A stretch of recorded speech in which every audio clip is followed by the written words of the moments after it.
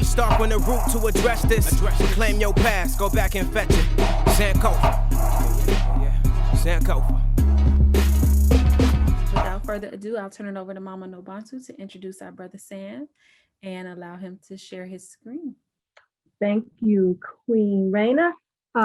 It's with great pleasure as the local coordinator for Metro Atlanta and also the Secretary General for Northern Pan-African Federalist Movement region.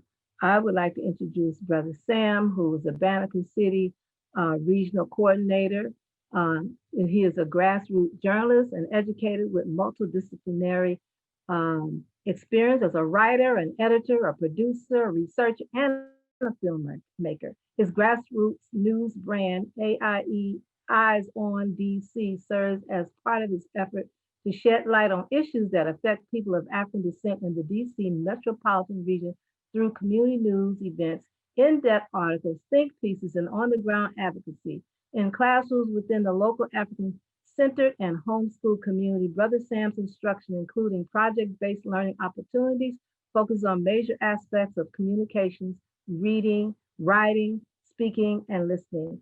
Through exposure to historically and culturally significant texts, students under Brother Sam's tutelage have increased their vocabulary, sharpened their writing, and learned to recognize elements of storytelling and rhetoric.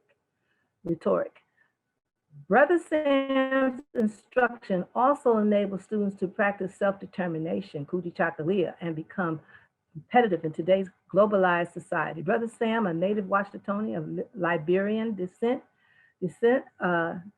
holds a bachelor's degree in journalism and mass communication and a master's degree in public policy with a concentration in policy from the George Washington University. There, he founded ACE Magazine, a multicultural campus publication. Without ado, this is a phenomenal young brother who you're going to read more and more about as he moves forward in his career and his aspirations.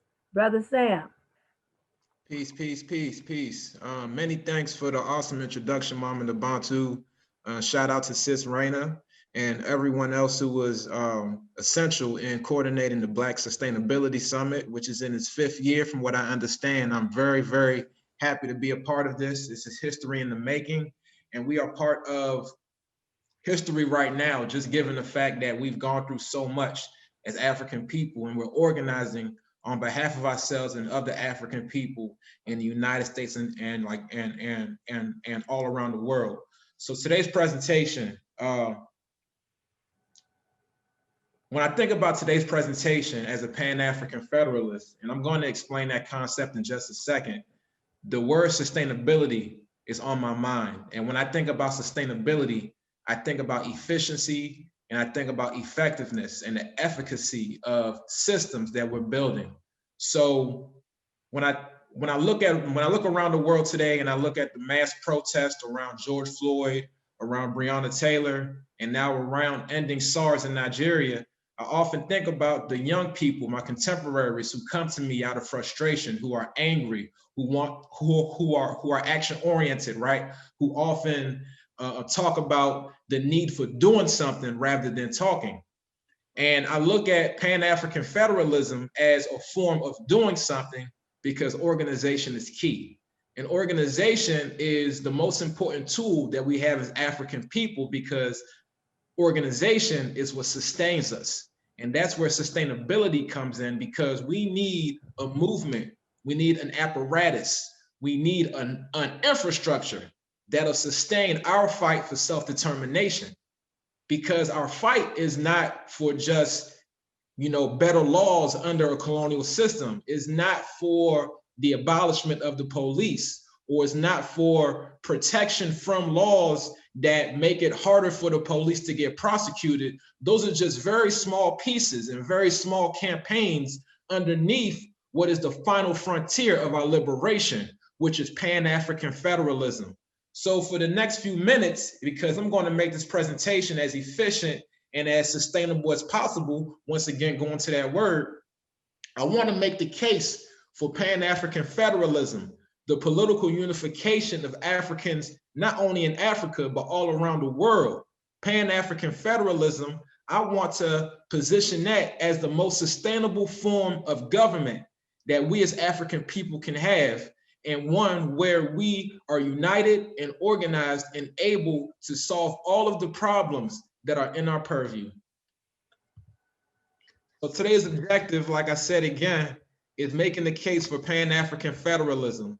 And Pan-African federalism, as I'll explain later on, it's a system under which we are all united politically and where power is consolidated. It comes from the people, and where Africans can identify as Africans, but well beyond that, they can operate politically as Africans and have protection from a solidified government, no matter where they are in the world. So we're going to talk about that in three ways through today's presentation. We're going to talk about the status quo, what we're going through right now. I'm going to outline the benefits of African states uniting under one central government. And then I'm also going to talk about our recent convention, the convention that Sis Raina alluded to earlier. So the Pan-African Federalist Movement has been in existence for quite some time now, and our goal is to consolidate power through the grassroots and force the creation of the United African States. The United African States was an original vision by the late great President Kwame Nkrumah, as well as other people in the newly formed newly formed Organization of African Unity, who wanted all newly African countries to be formed under a federation. So today what we have is a situation where we have 54 African countries, and we have a legion of majority Black nations in the Western Hemisphere, so forth and so on. And you also have African people in the United States and Canada who are oppressed under white-centric colonizer governments. Had the United African States been put into existence, then we would not have separate countries. These entities, the 54 African countries, the majority Black countries in the Western Hemisphere, and the United States and Canada where Black people reside, they all would have identified as states underneath a federation that would have been called the United African States. At the time when Kwame Nkrumah and other members who felt the same way wanted a federation, that federation was going to be called the United States of Africa.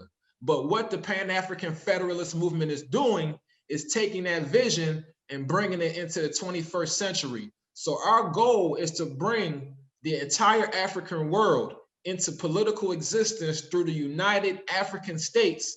We say in less than a generation, but given what's happening today, we're looking at doing that within the next decade, especially given all that's happening around the world with fighting about police brutality, with the inter-ethnic struggles in the United States and in parts of Africa. With everything that's going on, it's important now more than ever that we organize around Pan-African federalism, which once again is the political unification of African people all around the world. So once again, we're going to go deeper into Pan-African federalism. Like I said, Kwame Nkrumah, he espoused that ideology, and he spoke to pretty much how, had we not done that, African countries and other people around the world would have been balkanized by the European powers. And when we say balkanized, we're talking about a divide and conquer strategy that not only the Europeans have been able to carry out on Africa, but as well as the United States, China to a great extent, as well as Russia and other key players. Federalism, for those of us who slept through US history for good reason, federalism is a system, a governmental system where states and provinces share power with a central government. So under Pan-African federalism, we, the leaders of current African countries, Liberia, Ghana, Algeria, so forth and so on, they would relinquish their power and become governors in a new federalist system. And there would be one central leader of a Pan-African Federalist government, a government that's called the United African States. And just like in the United States, where there are certain powers and laws beholden to the states, and there are certain laws and powers given to the national government, the same thing would happen in a Pan-African Federalist government, where we share where we maintain law and order on various levels. We can levy taxes, so forth and so on. So this is an opportunity not only for us to centralize as African people, but down the line to talk about what type of government within that infrastructure we want, because that was actually part of the discussion that took place last week. Once we become a United African States sustainably, right, and we're organized and we're centralized, what does our government look like? Will it be the same Eurocentric government, or will it be a government that's more reflective of our past traditions? And here are the benefits of actualizing Pan-African federalism. Once again, we're speaking in the context of sustainability, how to unify, how to organize around all of our problems and create an infrastructure through which we can achieve self-determination. So that means having one currency, interstate commerce, increased communication and shared responsibilities between African states, diasporic sovereignty, meaning that as an African person, you are part of a sovereign organ that can protect you and speak out for you and give you power no matter where you are around the world. This is what Malcolm X was having us work toward before he was assassinated by the powers that be. And most importantly, we have a single Black African identity, and I'll just keep it at African, just so that there's no confusion. A single African identity rooted in the knowledge that the African states are targets of other entities and groups. We have to maintain a race-first ideology that was touted by Malcolm X, Marcus Garvey, and to an extent by Kwame Nkrumah when he spoke out against the balkanization of African countries. Once again, had we been unified, we could have prevented to an extent the marginalization of singular African countries and what has happened to the African continent. Once again, talking about why Pan-African federalism, right here on the state side, over the last few years, because we have not been unified, we've had people in office who look just like us, but they haven't been able to quite deliver for our self-determination. So for those of us in the United States fighting against the oppressive powers, under the United African States, we can have international pressure to have change actualized. And even if we don't want to stay here, the United African States can make it easier for us to repatriate. And also speaking of what I said earlier, we also want to dismantle outside interference.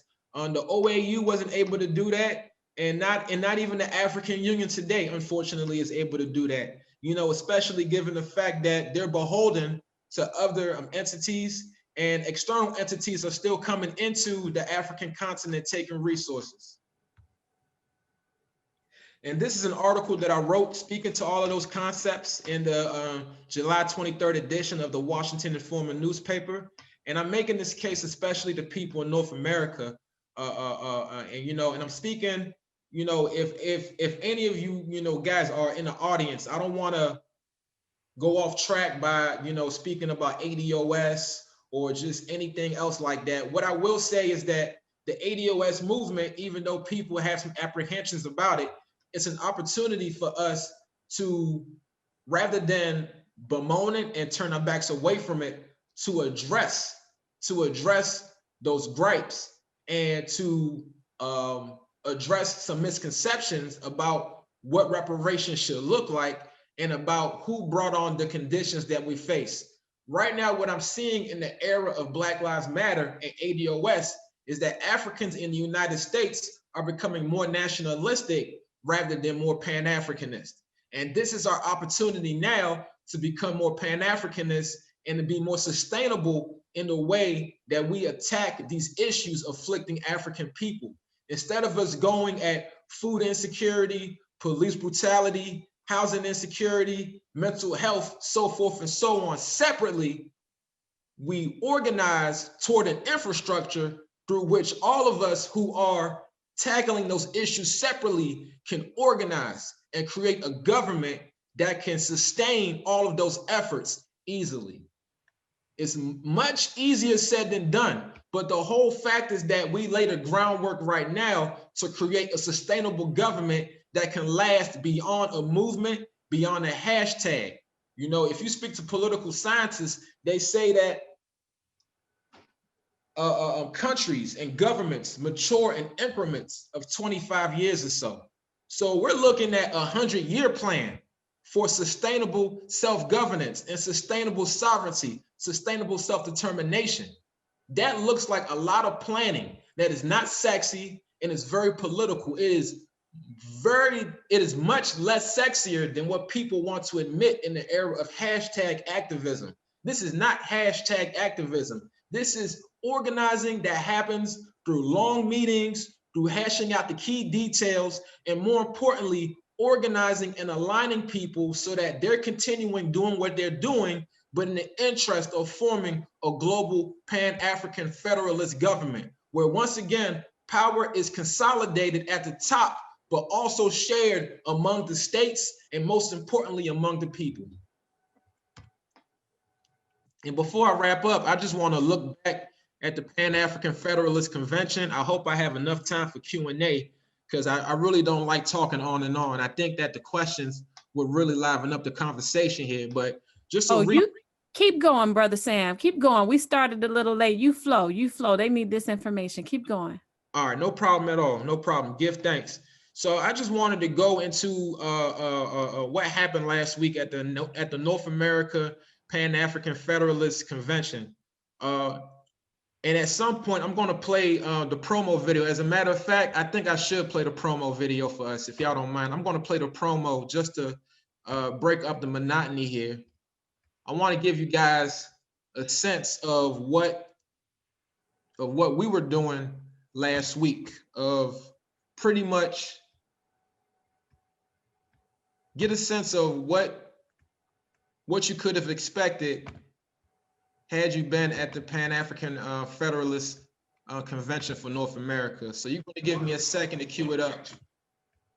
And I'm going to share this video with y'all because it's a really good video. Shout out to Mamas and Babas who coordinated this, getting this video started.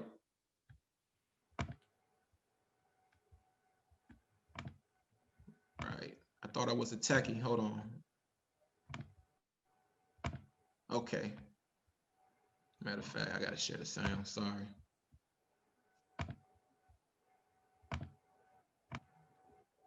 Perfect, good to go. We have a buying power of $1.2 trillion.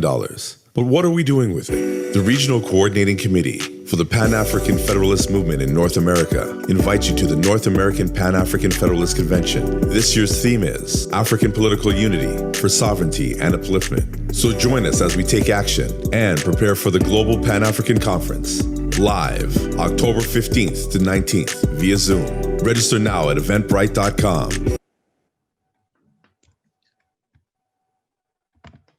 All right, good stuff, family. Good stuff. Any of my New Orleans folks in the house? I know y'all heard that Trigger Man beat deep down in the beat. The Trigger Man beat, that was what pretty much influenced, I believe, Cash Money and No Limit. But forgive me, y'all. That's for the millennials in the audience. But we were talking about political sovereignty and upliftment, and in talking about that, we had questions. Very, very important questions that needed to be answered. And before I go into those questions, I have to clarify some things about where we fit as Africans living in North America in the Pan-African Federalist Movement. So to break it down to y'all, right? As the United African States, because remember, right, in this point in time now, we've never been just confined to the African continent. So we're not going to call this new government the United States of Africa.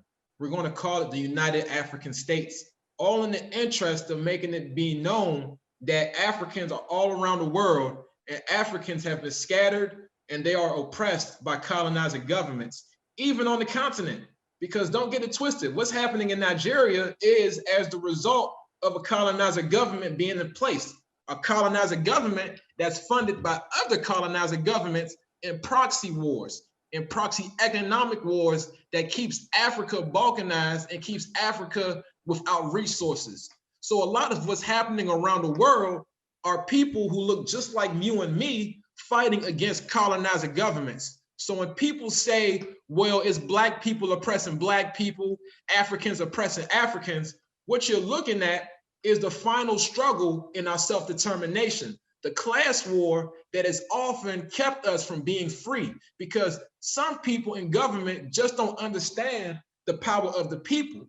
But Pan-African federalism is a mechanism through which the people from the bottom can organize and trigger a change at the top. And people who say that it can't be done, they can look no further but what's happening right here. Think about all the crumbs that they're giving us right now. They're talking about defunding police. They're talking about, you know, singing Lift Every Voice and Sing at baseball games and such. These are crumbs that they're doing, that they're giving to appease us. I can even tell you right now, on Netflix, they have a whole Black Lives Matter selection. They're bringing out throwbacks from the early 2000s and the 1990s to appease Black people because they know what's going on. So nobody can say that bottoms up change is impossible. As a matter of fact, bottoms up change is what brought us this far in the very first place. But the issue in this day and age is that we're not organized. So under the Pan-African Federalist Movement, you have regions across the diaspora under which we are organized. You have 4 on the African continent. You have 1 in the Caribbean. You have a couple in Asia and in Europe, and you have North America. So under the North American Pan-African Federalist Movement, you have millions upon millions of Africans from Canada and from the United States who are organized as Africans. And these Africans, some of them attended the convention last week to speak about what is it in for Africans in North America once Africa unites. And that's exactly what we were discussing for 5 days. You know, give and take, some very cool presentations from Dr. Leonard Jeffries, attorney Akeech Taifa, Baba A. Peter Bailey. We had a very, very riveting youth presentation on Sunday night as well. But when we were not making presentations, we were speaking about what does it look like exactly for Africans in North America to be a part of the Pan-African Federalist Movement. Not even the movement itself necessarily, but the actual United African States once it comes into fruition. So 3 questions at hand here. What does the campaign for UAS need from African people in North America? What shall be the expectations of African people from North America? And how should the rights of African people in North America figure into a UAS constitution? So just to give a recap about what we discussed, we definitely discussed the possibility, you know, the absolute possibility of African people in North America bringing their talents and their skills to the African continent to build it up. We spoke about the possibility of inter-ethnic strife, you know, between repatriates and between, you know, continental Africans who've been there for generations unremoved, you know, how to alleviate that. We spoke about how to settle squabbles, or, you know, just try to figure out where the chiefs and the chieftaincies fall into the Pan-African Federalist Movement once the new government is formed. And we also spoke about how to consolidate systems, right? How to create systems where the smaller African countries aren't really taking on responsibilities that are bigger than what they can share. We spoke about the new federal government of the United African States having control of federal lands on the continent and allocating that land to repatriates, really, you know, making the process of repatriation sustainable and peaceful. We talked about a federal government under the United African States, really facilitating the process for repatriation and really making sure that everything is on one accord, right? Because when processes are centralized and when people can agree on things, that creates less room for confusion. That creates a better mechanism for people in North America, African people in North America, to be able to move back to the continent under a Pan-African passport, right? Under Pan-African citizenship, right? Under a diplomatic arrangement where even though you might be away from the continent of Africa, you still are a citizen of the United African States, and you have all of the privileges that come along with that. So we were discussing what does that look like tangibly, and I'm happy to report that we have a whole lot written down, and we're on our way to organizing that some more and conferring with the other Pan-Africanists in other regions of the world who are under the Pan-African Federalist Movement. So I say all of that to say that the most sustainable thing that we can do as Africans is to form a government. Forming a government and organizing under a centralized government is the most sustainable thing that we can do in organizing for our sovereignty, because the end goal is Pan-African sovereignty and self-determination. It's not for a new law that'll get the police off our backs. It's not for Joe Biden to be in office for 4 years to give us a chance to breathe a little bit underneath the same neoliberal, paradigm that's less egregious than Donald Trump. It's not for a new grant or a new program to feed homeless families. It's for us to organize under a system where we can achieve all of that for ourselves and be unbothered in this new globalized economy. So that is how we see ourselves getting out of this hellhole that is racism, that is capitalism, that is exploitation. All of the isms and schismations, we see ourselves getting out of that once we organize under a global Pan-African Federalist government that is centralized at the top, but also allowing enough room for the people at the bottom to have one vote and to represent themselves as people underneath a Pan-African government. With that being said, I just want to thank Sis Raina and the other coordinators of the Black Sustainability Summit for just allowing me the opportunity to speak about sustainable governance.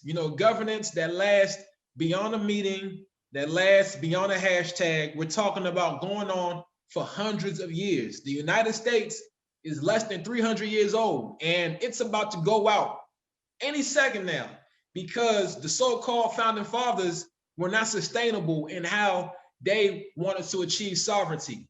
But we're going in a different direction. We're talking about going back home mentally, physically, spiritually, and eventually politically as United African States. And with that being said, I'm hoping to open the floor for questions and just any comments about what I said. And once again, many thanks to the coordinators of the Black Sustainability Summit. All right, brother, you have done a job here, and you should have done this at the convention as well. I love this PowerPoint presentation. It was absolutely right on. So we want to open up for questions. I just want to add that thing is that we just don't see any other, there's just no other option for our people. And it was also brought up that because of all the different religions and what have you, that we need to come together with some simple principles. And it came up on one of our workshops about using the principles of Kwanzaa. Who can argue with being unified? Who can argue with being self-determined, collective work, or collaborating economically? There's not too many arguments that we can have because these are universal concepts that we can all agree on. So let's open up for questions at this time.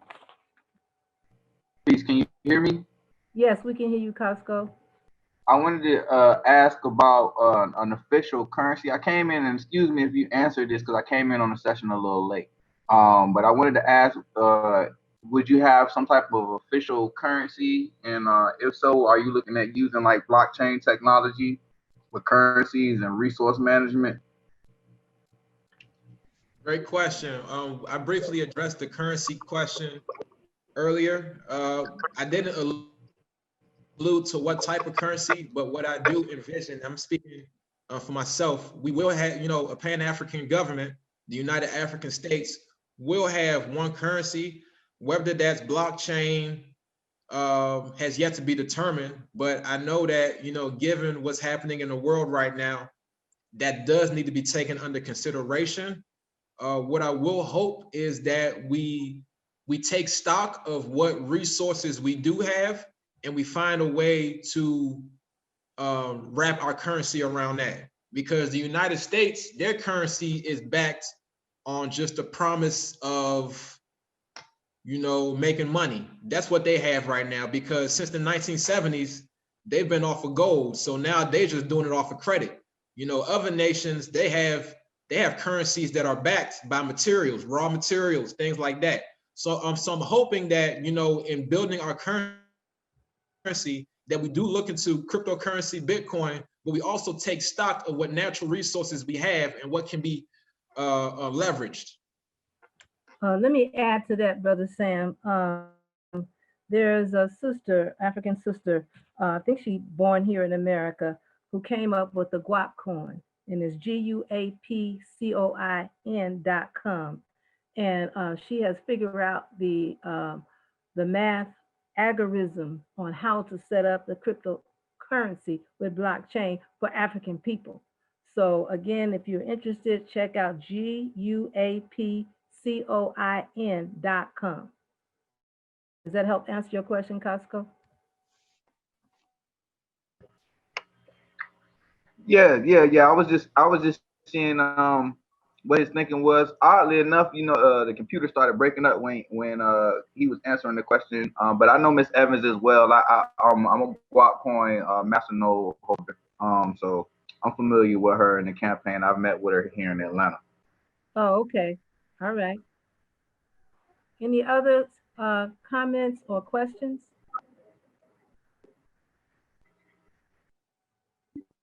This is Ashley Scott with the Freedom Georgia Initiative. And I wanted to ask, how do we move the needle with this? Because we are all having these conversations sometimes, it seems like, in silos. And how do we begin to do the propaganda, the education of pushing this rhetoric in a more massive scale towards our people? Because we are so inundated with all these other messages and comments through media and social media. How do we begin to spread this message so that we can understand who we are and how we unite? Because it just seems as if these conversations are not happening on a broad enough scale. I'm in this room with you guys, and this is amazing information, but we're looking at 12, 15 people at the most, and it's over 12 million Black people here in America. I mean, I'm sorry, more than that, but I just want to figure out, how do we get this message out? How do we move it to the space and the place that we can create this unity that we need to push this agenda? Great question. Thank you, Ms. Scott, for that. The Pan-African Federalist Movement is working in stages. So right now in North America, we have what's called local coordinating committees. Local coordinating committees are set up throughout major American cities. Right now, we have one set up in DC.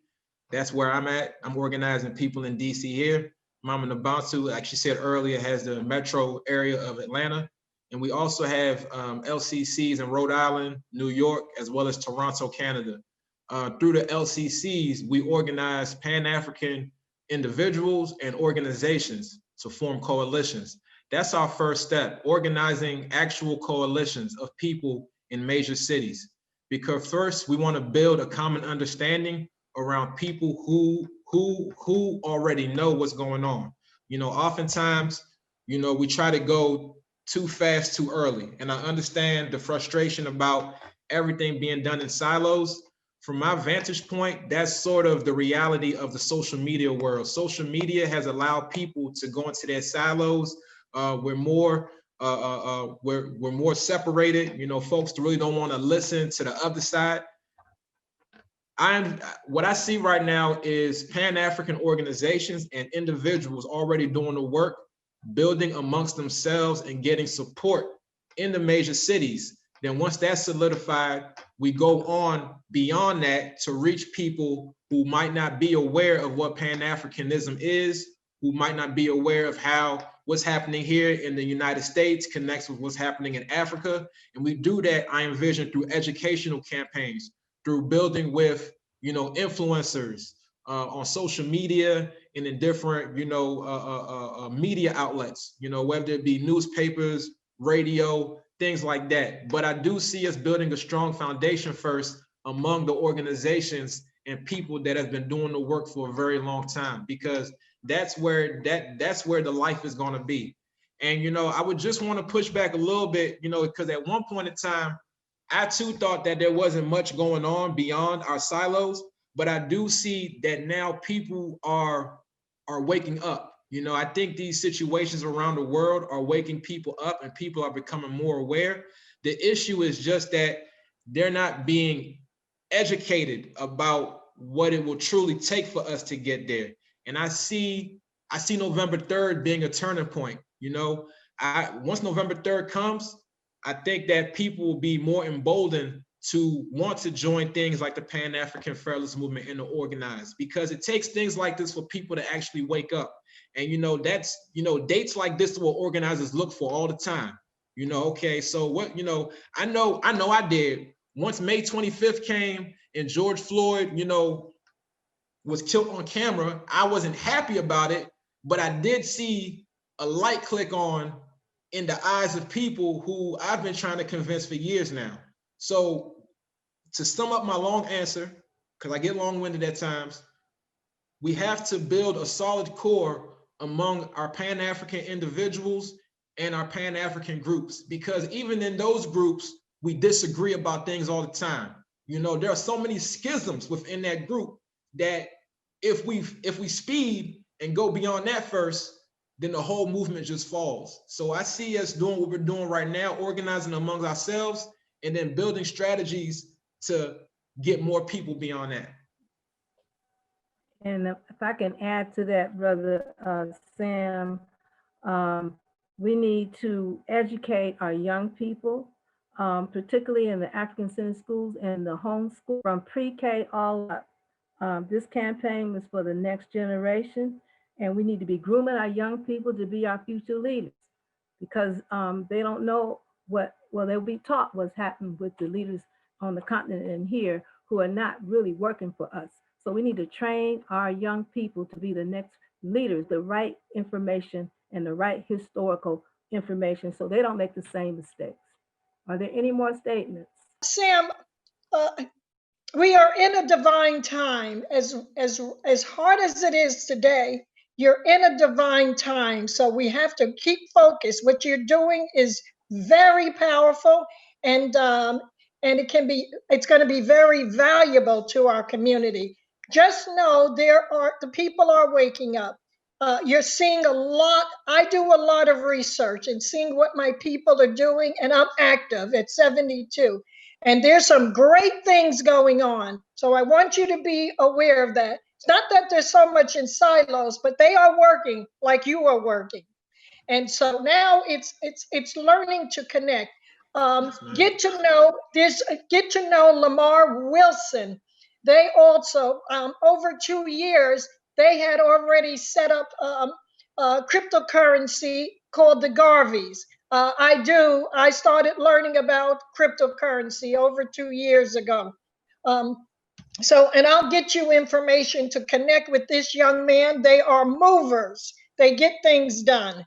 I'm not sure if you were aware, I'm sure you may have heard of Dr. Irikana Chiambori Kwao.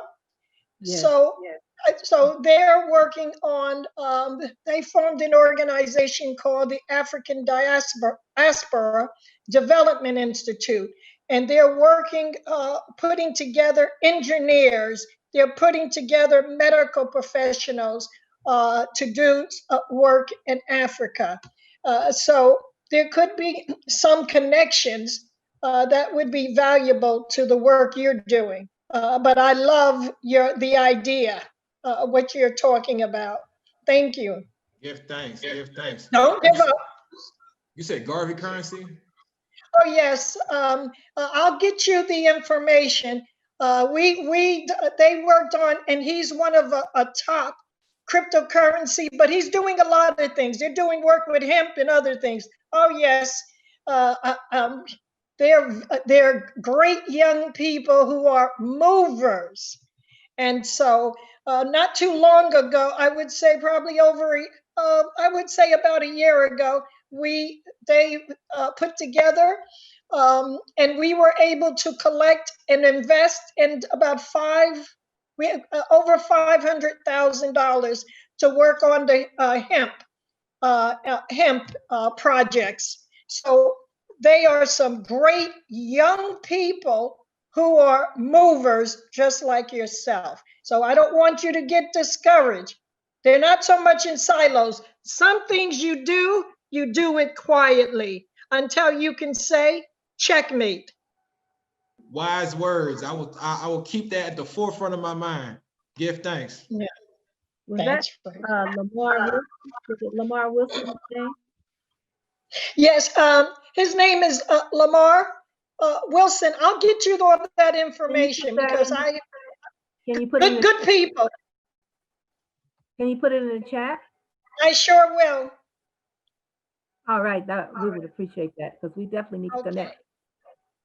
Are there any more statements or questions? If not, then I just wanted to ask, how can we get additional information and how can we support the movement?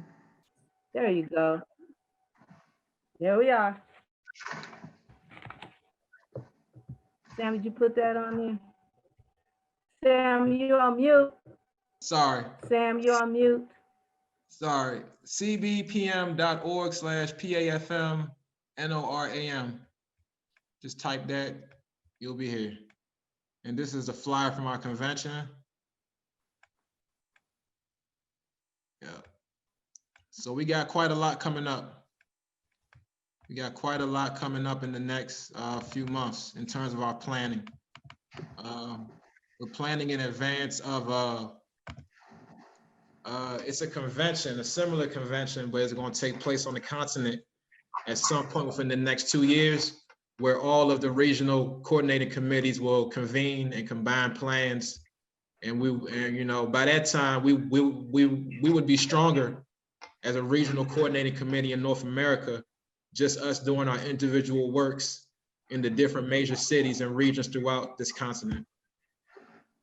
Exactly. Thank you so much, Sam. The mobilization campaign is moving forward, and our ultimate goal is to have a Congress on the continent.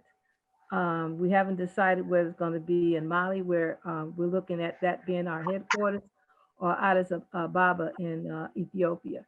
But we're looking at 2022 major Congress where the Constitution will be ratified. And we're hoping that these countries, the 54 countries, will be willing to give up their sovereignty to become one nation and continue with their own individual state governments. See, we start from the root to address this. Claim your past, go back and fetch it. Sankofa. Sankofa. Some African truth, gotta start from the root.